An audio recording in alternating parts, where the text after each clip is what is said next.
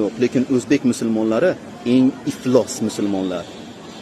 Savol: samolyot bir qalqiganda qaysi kasal yo'q bo'ladi? Ateizm. Men ateistman deydi-yu. Samolyot bir qalqiganda Alloh devoradi-da. Ateistlar kasal.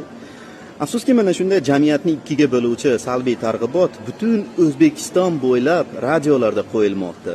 Va shu bilan tasavvur qiling, qanchadan qancha odamlarning miyasi zaharlanmoqda. Aynan shu kabi salbiy targ'ibotlar sababli men ijtimoiy tarmoqlarda o'z faoliyatimni boshladim. Chunki yoshligimdan men aziyat chekkanman bunday targ'ibotlardan. Ko'p qoralanganman, kamsitilganman va hatto kalta yeganman. Oradan mana 10-20 yil o'tdi, ko'rib turganingizdek hech narsa o'zgargani yo'q. Ateistlarni qoralash hali ham davom etmoqda. Aslida bu odam keltirgan hazili nisbatan neytral va kinoyaviy hazildan o'girilgan. Hazilning originali qulayotgan samolyotda ateist bo'lmaydi. Kulsa bo'ladi.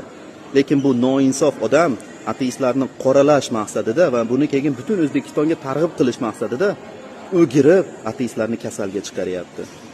Qanchalik odam iflos bo'lish kerak? Xo'p, ateistlar kasal ekan. Bilasizmi, mana shu kasal ateistlar bo'lmaganda, misol uchun xitoyliklar 90% ateist.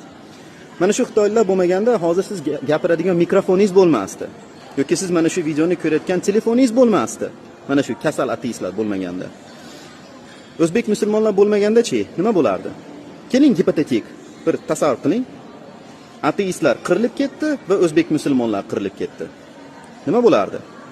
Ateistlar qirilib ketsa, butun dunyoda inqiroz bo'lardi. Lekin o'zbek musulmonlar qirilib ketsa nima bo'lardi? Rossiyada tualet tozalovchilar kamayib ketardi. Shu. Mana shu. Tushunyapsizmi?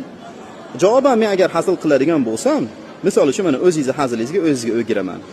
Statistika bo'yicha qulayotgan samolyotga faqatgina bitta kasallik sabab bo'lishi mumkin va uning nomi islom. Allohu akbar. Bum, tushundingiz-a? Endi qarang, 200lamachilikni fosh qilaman. Ateizm qoralanishi O'zbekistonda necha yillardan beri davom etyapti. Bironta negativ fikr yo'q. Hozir mana mening javoban hazilimga ko'rasiz. Onamdan boshlab butun oila urug'imni qirish yoki ba'zilari musulmon bo'lib muloyimlikni yoqib oladi. 200lamachi iflossizlar. O'zingizlar yoshligimdan ateistlarni qoralab va keyin men mana chiqib sizlarga javoban javob qaytarsam dod solasizlar. Vijdonsiz iflossizlar musulmonlar. O'zbek musulmonlari. Boshqa musulmonlar bilan muammoim yo'q, lekin o'zbek musulmonlari eng iflos musulmonlar.